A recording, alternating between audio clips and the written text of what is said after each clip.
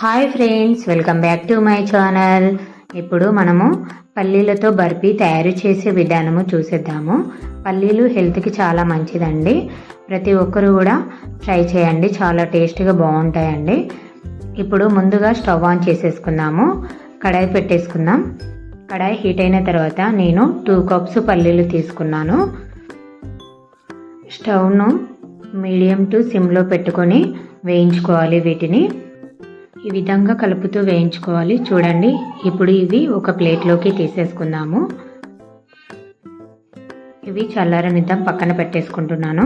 మళ్ళీ stove on చేసేసుకొని కడాయి పెట్టేసుకుందాము. నేను 1 కప్పు కొబ్బరిని తురుముకొని 1 కప్ తీసుకున్నాను.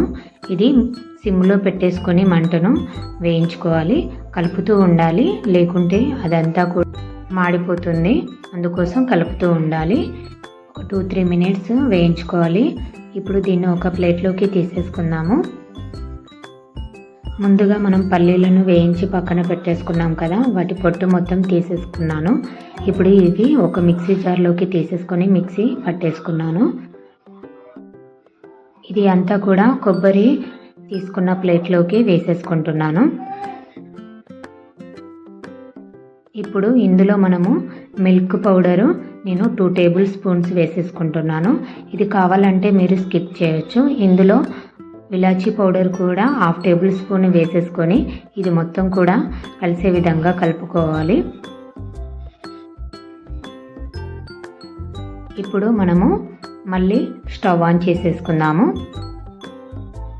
కడాయి పెట్టేసుకొని హీట్ అయిన తర్వాత అందులో 2 కప్స్ మిల్క్ యాడ్ చేస్తున్నాను. పాలని బాగా మరిగించుకోవాలి, మధ్య మధ్యలో కలుపుతూ ఉండాలి. ఇప్పుడు ఇందులో మనము షుగర్ని యాడ్ చేసుకుందాము. షుగర్ని కప్పు కంటే కొంచెం తక్కువ తీసుకున్నాను. మీరు తినే దాన్ని బట్టి షుగర్ యాడ్ చేసుకోండి. షుగర్కి బదులు బెల్లాన్ని కూడా యూజ్ చేసుకోవచ్చు. నేను మాత్రం షుగర్ యాడ్ చేశాను. ఇప్పుడు వీటిని మరిగించుకోవాలి ఒక 5 to 6 మినిట్స్.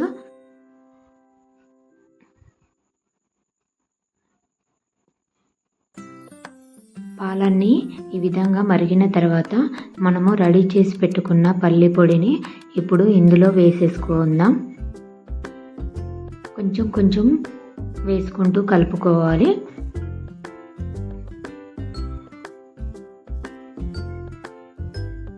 ఈ విధంగా మొత్తం కలిపేసుకుందాము.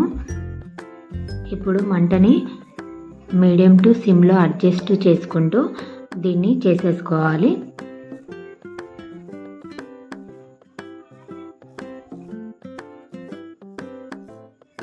చూడండి, ఈ విధంగా గిన్నెకు అనేది ఈ పొడి అంతా కూడా అతుక్కోకుండా ఉండే అంతవరకు కూడా కలుపుతూ ఉండాలి. కలుపుతూ ఉండడం మాత్రం మర్చిపోకండి, లేకుంటే మొత్తం అడగంటుతుంది. అందుకోసం కలుపుతూ ఉండాలి. స్మెల్ అయితే బాగా వస్తుంది. ఈ విధంగా అయిన తర్వాత దీనిని ఇప్పుడు మనము స్టవ్ ఆఫ్ చేసేసుకుందాము. ఒక ప్లేట్ తీసుకొని నేను ఆయిల్ పెట్టేశాను. ఇప్పుడు మనం రెడీ చేసి పెట్టుకున్నది ఈ ప్లేట్లోకి వేసేసుకుందాము. ఇదంతా కూడా ఈ విధంగా స్ప్రెడ్ చేసుకోవాలి. ఒక 1 అవర్ నేను పక్కన పెట్టేసుకున్నాను. దీన్ని ఈ విధంగా రెడీ చేసిన తర్వాత 1 అవర్ తర్వాత మనము మనకి నచ్చిన విధంగా కట్ చేసుకోవచ్చు. దీన్ని